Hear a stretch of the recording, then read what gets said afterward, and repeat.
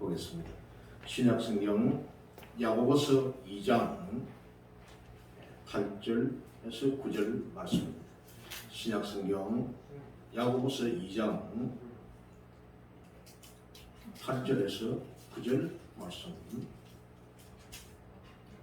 찾으신 줄 알고 제가 공독해 드리겠습니다.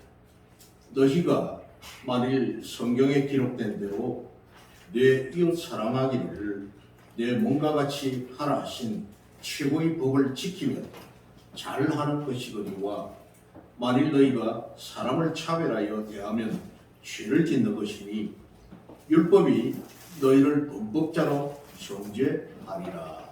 아멘. 사람을 차별하여 대하지 말라. 오늘 두 번째 말씀입니다. 그리스도 안에서 한 형제 자매가 된 성도들은 차별이 있을 수가 없습니다.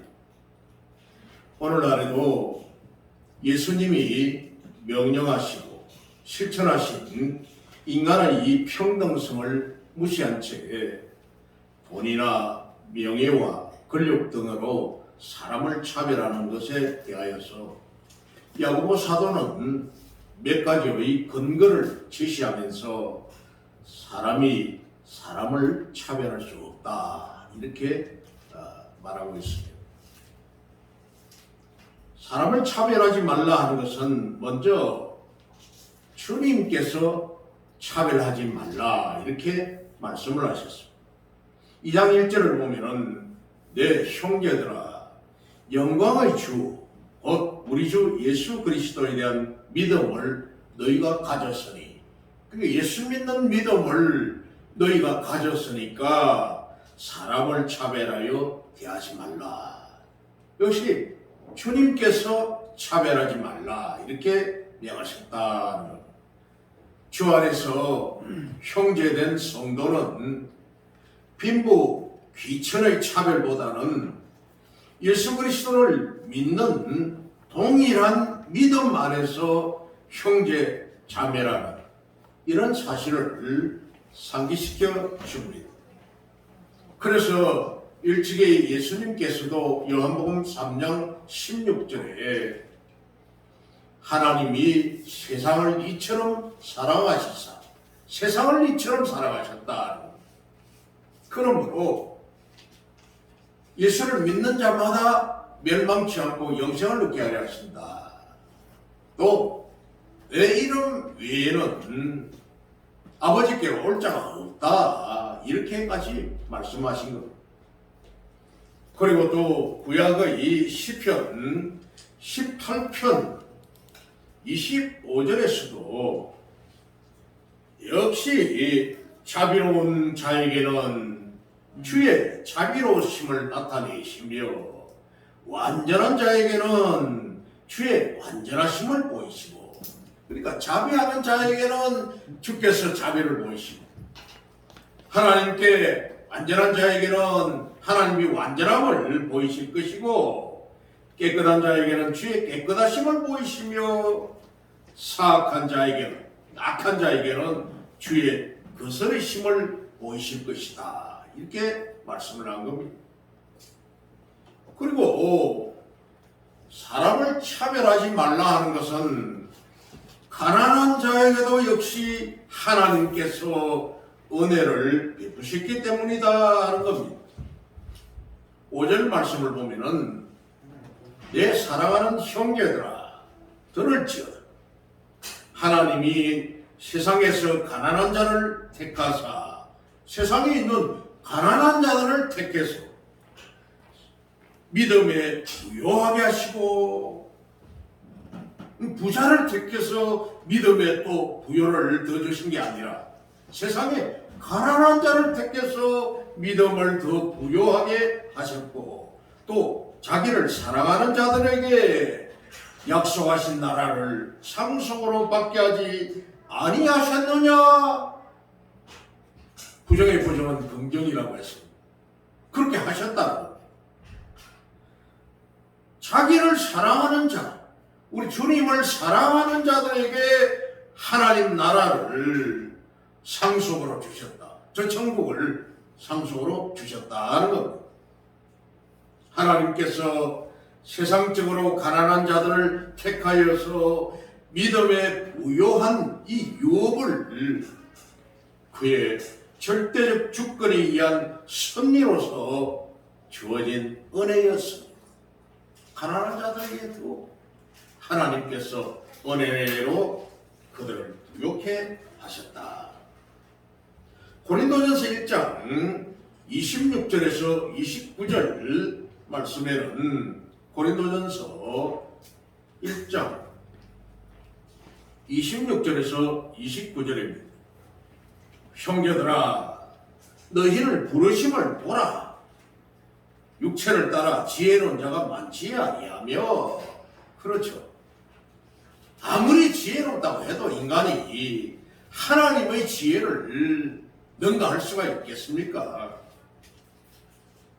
능한 자가 많지 아니하며 운벌 좋은 자가 많지 아니하도다. 참 대학을 나오고 대학원을 나와서 또 박사 학위를 가지고 있다 해도 나이 80이 넘어가 버리면은 똑같습니다. 자, 우리 저희 집사람이 요양시설에 근무를 하고 있지만은 그 요양시설에 있는 그 몸을 좋고 잘났고 다 똑똑하다고 한때 잘 나가던 그런 분들이 80 넘어 치매가 걸리니 자기 정신이 아니에요. 거기에 무슨 자기 몸부리 어디 있으며 자기 지혜가 어디 있으며 자기 그 학위가 어디 있습니까? 없습니다.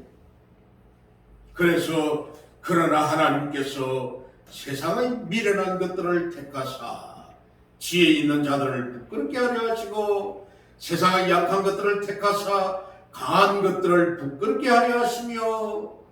그렇죠.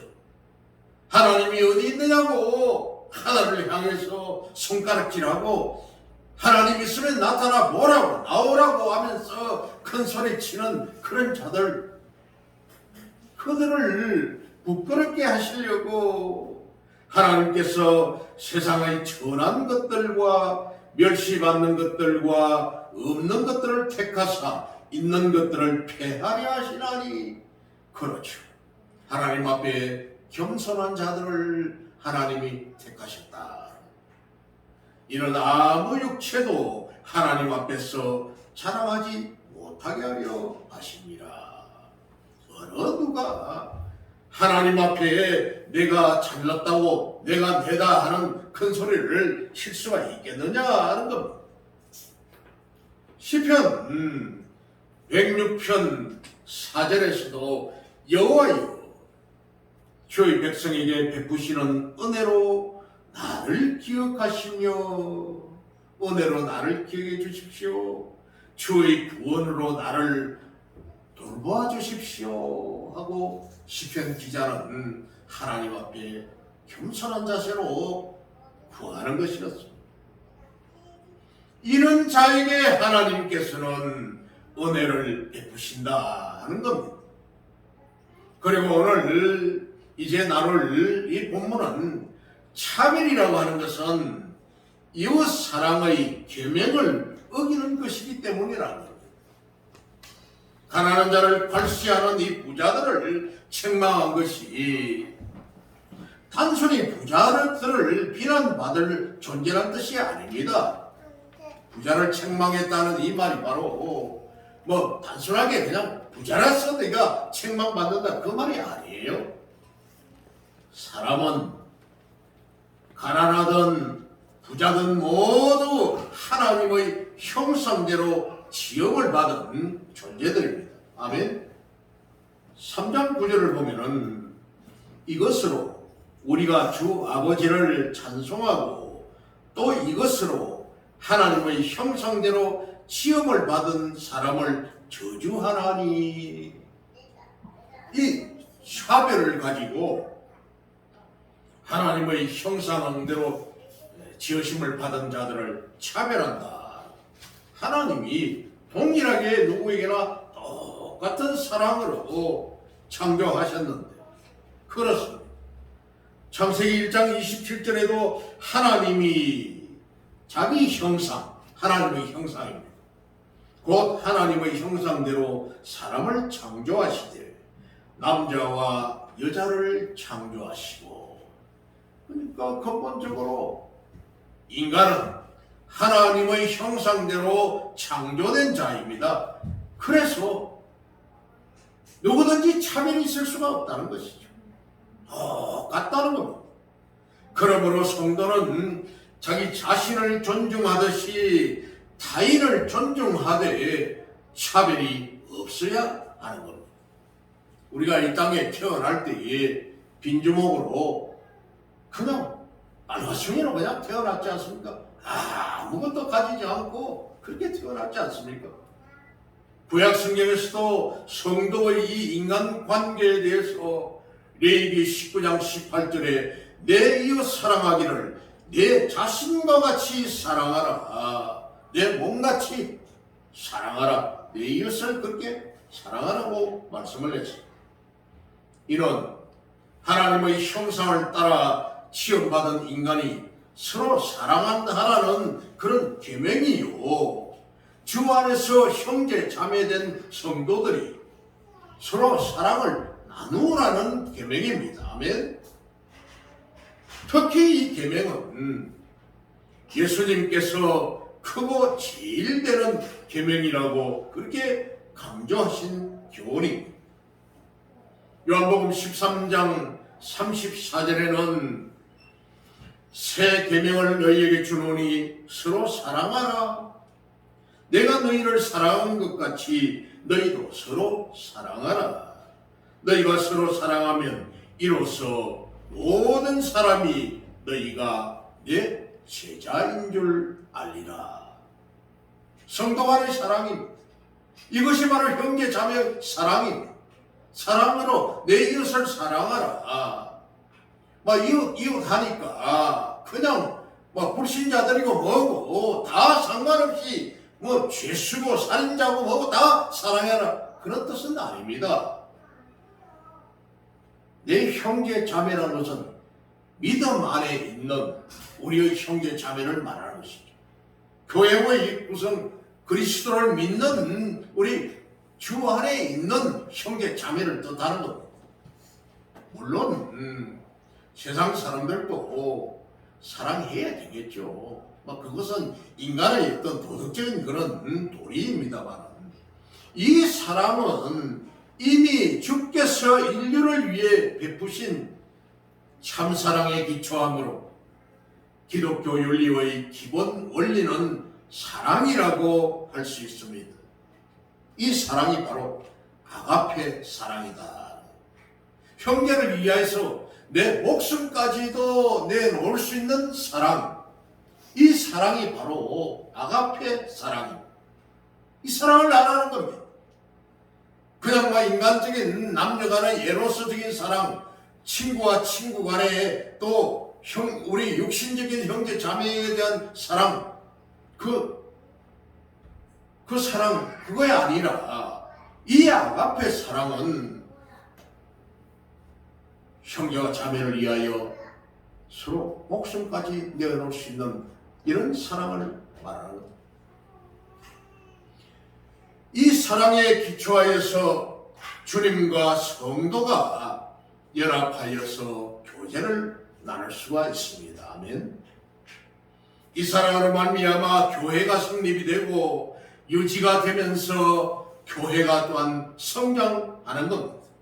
그리고 그리스도의 사랑 안에서 사람을 구분하여 차별하는 경우란 교회 안에서는 결코 있을 수가 없다는 겁니다.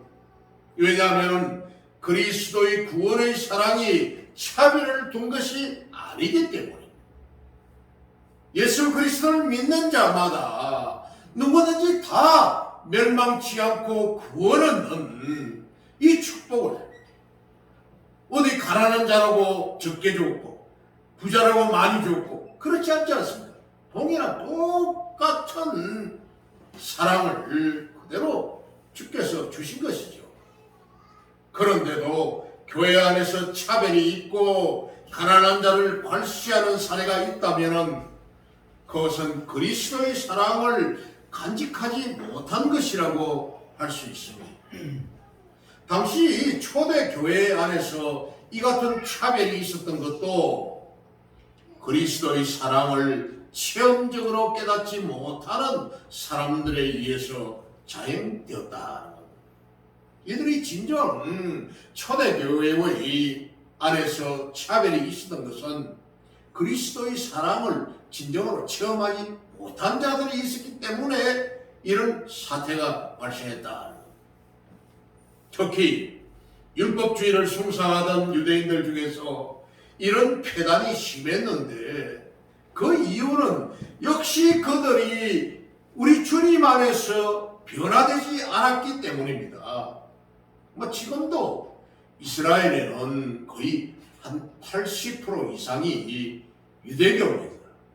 오신 예수님을 인정하지 않습니다. 그들은 메시아가 아직도 오지 않았다고 곧어서서 임마누엘 하고 있습니다. 유대인들은 그렇습니다. 율법 하면서 메시아는 저 대단한 왕궁에서 대단한 어떤 왕의 자녀로 올 뿐이지, 왕으로 올 사람이지, 그 말구에서 탄생하신 그 어린 양 예수 그리스도, 그분은 선지자 중에 한 사람이지 오신 메시아라고 인정을 하지 않는다. 그리고 그들은 지금도 율법 하면서 새카만 옷을 입고 젊은 사람도 수염을 기르고 까만 모자를 쓰고 빵등 모자를 쓰기도 하고 옛날에 우리 조선시대 각 같은 이런 검은 모자를 쓰기도 하고 정말 토라라고 하는 이런 구전되어 있는 이런 율법을 입으로 외우고 그렇게 하고 있습니다. 진정한 기독교인들은 이스라엘 즉기에 겨우 한 10% 정도밖에 안 됩니다. 정말로 그 당시에 율법을 숭상하던 유대인들, 이들은 오신 그리스도를 믿지 아니하고 그들을 받아들이지 아니하니 변화되지 않았기 때문이다. 그래서 야고보는 만약 그들이 서로 사랑하지 아니하고 가난한 자들을 계속 괄시한다면 자신들이 숭상하는 그 율법을 스스로 범한 것이다. 이렇게 말을 합니다. 먼저 말씀드렸던 것 같이 레위기 19장 18절에 내 이웃을 내 몸같이 사랑하라는 이런 율법의 계명이 있는데도 불구하고 지키지 않았으니까 하나님을 믿지 않는 자들이랑 마찬가지다. 저 유대인들의 이 외식적인 율법주의는 율법을 제정하신 하나님의 뜻을 어긴 것이요 신성모독이었다는 겁니다. 바로 이들이 신성모독자입니다. 그러므로 교회에서 차별이란 있을 수가 없으며 내 이웃을 내 자신같이 사랑하라 하신 주님의 말씀이 오늘 교회 속에 살아 움직이게 하기 위해서는 성도 한 사람 한 사람이 이웃 사랑을 실천하는 것이므로 차별이니 구별이니 발신이 하는 이런 악순환은 교회에서 완전히 건절되어야 할 것입니다. 아멘. 그리고 차별은 심판의 대상이 된다고 했습니다. 12절을 보겠습니다. 너희는 자유의 율법대로 심판받을 자처럼 말도 하고 행하기도 하라. 율법대로 심판받을 자처럼 말도 하고 행하기도 하라. 긍휼을 행하지 않으려 하는 자에게는 긍휼 없는 심판이 있으리라. 아멘. 긍휼이 없으면 그를 불쌍히 여기지 않는 이런 마음이 있다면 그는 긍휼 없는 심판이 있다는 겁니다. 긍휼은 심판을 이기고 자랑하느니라. 사람을 외모로 판단하지 말아야 할 이유 가운데는 사람을 구별하여서 그 한쪽으로 치우쳐가지고 이것을 다른 말로 하니까 편백되이라고 이렇게 말을 합니다. 한쪽으로 치우쳐서 사람을 판단한 자에게 심판이 임한다는 이런 이유를 들 수 있는데, 즉 사람을 구별하고 외모로 판단하여서 괄시하는 것은 하나님의 형상인 사람을 무시함으로 사람을 지으신 하나님을 결국 이것은 모독하는 것이므로 그리스도께서 주신 사랑의 계명을 어긴 것이기도 하였습니다. 사람을 차별하는 것은 사람을 지으신 하나님을 모독하는 그런 행위가 되니까 결국 이것이 신선모독이 되는 것이고, 주님의 사랑을 이 계명을 어긴 것이 되고 결국 사람을 끝으로 판단하고 괄시하면서 압제하는 것은 범죄적인 행위요 심판을 면할 수 없는 일입니다. 그렇습니다. 이미 유대인들은 율법 아래 정죄의 대상이었습니다. 그들이 율법을 가지고 율법 하다 보니까 바로 이것이 바로 오늘 12절에 있는 말씀처럼 자유의 율법대로 심판받을 자들이다 하는 겁니다. 그들이 율법으로 자기네들이 구원받는다고 했던 이 말 때문에 자기네들이 정죄받는다, 심판받는다. 그런데 주님의 자유하는 율법이 그들을 복음의 빛 안으로 이끌어 들었으며, 하지만 유대인들은 복음 안에서 자유하기는커녕 옛사람의 율법에 얽매여서 정죄, 곧 심판 아래에 거하게 된 것이다 하는 겁니다. 유대인들은 그리스도 안에서 자유케 된 은혜를 잊었을 뿐만 아니라 그 은혜가 요구하는 사랑의 의무를 망각했습니다. 율법 가지고. 지금은 많이 이렇게 변화가 되었습니다만은, 특히 참 아주 이 교회 안에 법 하면서 참 따졌던 이런 교단 교파들이 있습니다. 주일날 되면은 2km를 벗어나는 곳은 가면은 일하는 것이다. 시장에 가가지고 사 먹지도 못한다. 또 아니면은 차 타고 어디 2km 멀리 이렇게 움직이는 거 그거 안 된다. 돈 받는 것도 안 된다. 돈 주는 것도 안 된다. 밖에 나가서 외식하는 것도 안 된다. 철저하게 이렇게 교회 안에서 무슨 기타를 치고 드럼을 치고 또 이런 마이크를 가지고 떠들고 손뼉을 치고 주야 삼창하면서 통성기도 방언기도 일체 용납이 안 되는 그런 교단이 있었습니다. 지금은 참 새롭게 목회자들이 많이 세대가 바뀌어지고 이렇게 하다 보니까 참 예배의 이런 모습들이 많이 변했습니다만, 그래서 이 유대인들이 바로 율법 법 하면서 오히려 이것을 가지고 사람을 올가 매었다. 그들은 그리스도 안에서의 자유케 된 은혜를 잊었을 뿐만 아니라 은혜가 요구하는 사랑의 의무를 망각했습니다. 진정 그리스도의 은혜는 성도로 하여금 사랑의 의무를 요구함으로써 그것은 긍휼을 받아 구원받았으니, 그렇죠. 예수님의 십자가 구속의 그 긍휼한 은혜를 우리는 받아서 죄사함을 받고 저 천국에 갈 수 있는 이런 권세를 받았으니 우리는 바로 긍휼을 베풀어야 한다. 또 사랑을 받았으므로 우리는 또 사랑을 베풀어야 한다는 겁니다. 할렐루야. 우리가 예수 그리스도의 값없이 주신 그 은혜로 사랑을 받아 하나님의 자녀가 되었으니 우리는 그 사랑을 이웃을 위하여 베풀어야 한다.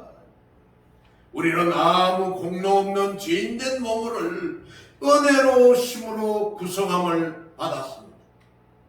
그러나 은혜를 베풀기는커녕 오히려 서로 미워하고 반목하는 일들이 발생함으로써 오늘 야고보는 긍휼을 행치 않는 자는 긍휼 없는 심판을 받으리라고 선언을 했던 것입니다.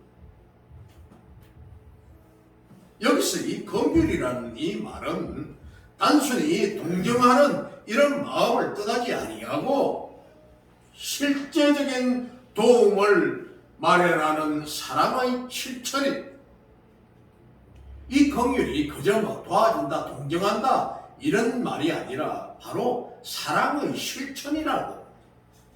그러므로 긍휼을 행하는 성도는 사랑을 실천했기 때문에 두려움 없는 심판, 즉 영광된 심판을 맞이할 수 있는 것입니다.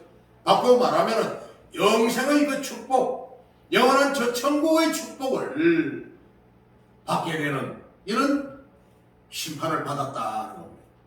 그리고 사랑을 실천한 성도는 사랑을 실천했기 때문에 결국 그 두려움 없는 심판, 그 승리가 이미 보장되었기 때문에 심판을 이기고 주님의 구속의 은혜를 자랑할 수가 있습니다. 반면에 긍휼을 행치 않는 자는 무자비한 자로서 교회 안에서 사람을 치우쳐 구별하고 괄시하며 박대하는 자입니다. 교회 안에 요즘은 많이 이제 좋아졌습니다만 얼마 전까지만 해도 10여 년 전 이런 데만 해도 교회 안에 얼마나 분쟁이 많았습니까? 교회 안에 참 정말로 고린도전서 1장에 나오는 아볼로파, 게바파, 바울파, 그리스도파 이런 식으로 파벌이 생겨가지고 교회 안에서 막 분립이 되고 이렇게 하는 일들이 있었습니다만 지금은 요즘은 이런 사례들이 많이 교회들이 정화가 되고 성도들이 많이 깨우침을 받은 이런 시대가 되었습니다만 정말 이 구속의 은혜도 입지 못한 자로서 이런 자들은 바로 심판받을 자입니다. 그렇지 않고서야 죄인을 구속시킨 주님의 사랑을 한낱 인간사에서 실천하지 않을 수가 있겠는가? 그 주님께서 아무 어떤 값없이 피를 흘리셔서 물과 피를 다 흘리셔서 우리를 그 죄에서 구속해 주셨는데 마태복음 6장 14절에서 15절 말씀에는 마태복음 6장 14절에서 15절 너희가 사람의 잘못을 용서하면 너희 하늘 아버지께서도 너희 잘못을 용서하시려니와.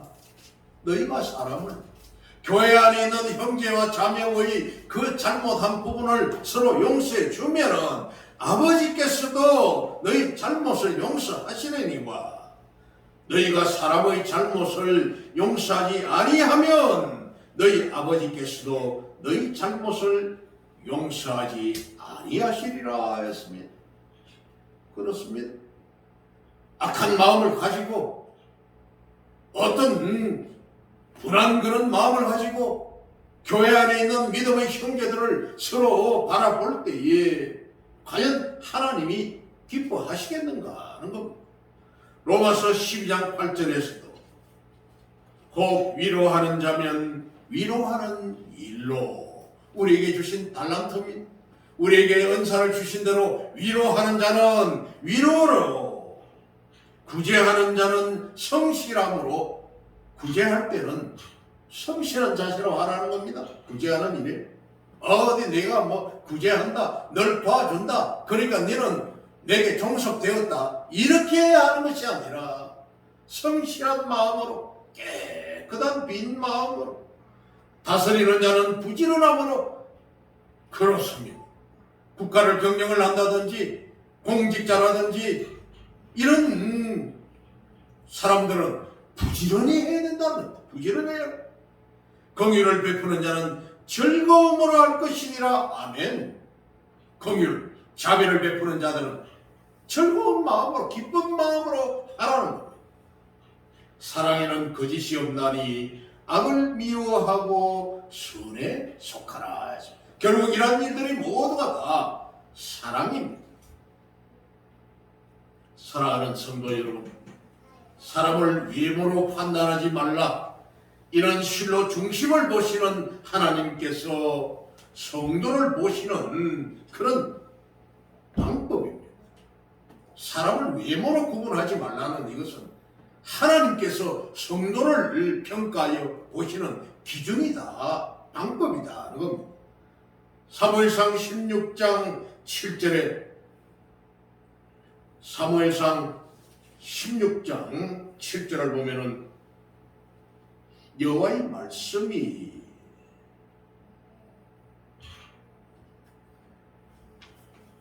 사무엘상 16장 7절 여호와께서 사무엘에게 이르시되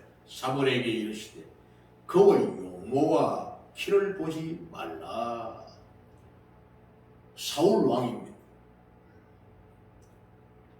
그러니까 통일왕국의 초대 왕으로 세웠던 이 사울, 그 사울을 보는 것을 사무엘에게 이르시되 그의 사무엘의 용모와 그 사울 왕의 용모와 키를 보지 말라. 키가 크고 인물이 잘생긴 그것을 보지 말라.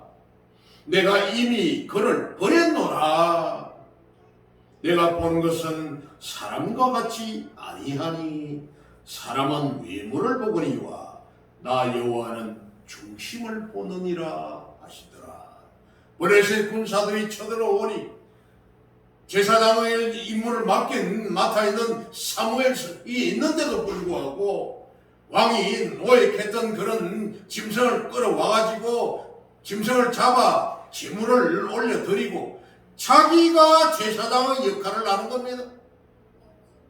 하나님께서 이런 제사장의 직분을 주지 아니하고 왕의 직분을 주었는데도 불구하고 급한 김에 자기가 나서서 잘난 체를 하다가 결국 하나님이 사무엘에게 임하여서 사람은 외모를 보겠지만은 나 여호와는 그의 중심을 본다 이렇게 말씀하시고 그를 나는 이제 버렸다까지 말씀하고 하나님께서 사람을 보실 때 외적인 능력이나 외적인 조건으로 판단하지 아니하시고 오직 그 안에 그리스도가 있는지 없는지를 판단하십니다. 아멘. 그 안에 과연 예수님이 그 안에 계신가? 하나님이 계신가? 이것을 보신다는 건 더구나 우리의 중심을 꿰뚫어 보시는 하나님께서 단순히 외모만 단장한 사람을 어렵다고 하겠습니까? 외모만 잘 꾸며가지고 하나님 앞에 나왔다고 해서 사울 왕과 같은 그 용모와 키가 이 어깨 이만큼 보통 사람들보다 어깨 이만큼 더 있다고 했습니다. 그런 거 보면은 아마 사울 왕이 키가 막 1m 한 90 정도나 정도는 된 것 같습니다. 아주 인물도 빼어나고 잘생겼고 키도 큰 아주 잘 외모가 뛰어나서 이 사람 단순히 외모만 단장한 이 사람을 하나님께서는 어렵다고 하지 않으셨다는 겁니다. 당장 우리의 중심을 판단하실 수 있겠지만은 심판 때까지 미루고 계신 것은 우리로 회개할 수 있는 기회를 주신 겁니다. 아멘. 하나님께서 그 사람을 당장 심판할 수도 있겠지만 그러나 참고 기다려 주신 것은 그가 회개하기를 기다려 주셨지만은 끝내 사울은 회개하지 아니하고 하나님의 기름 부음 받은 종 다윗을 끝까지 추적하면서 거의 13년 동안 자기의 정예병사 3,000명을 데리고 다윗 죽이기 위하여 거기에 쫓아다니다가 결국 길보아 전투에서 그냥 어느 세대에게 죽임을 당하고 성루에 목이 잘려 대롱대롱 달려 죽어버리는 그 아들까지도 요나단까지 그 자식들까지 다 죽임을 당하는 이런 처절한 심판을 받게 된 것입니다.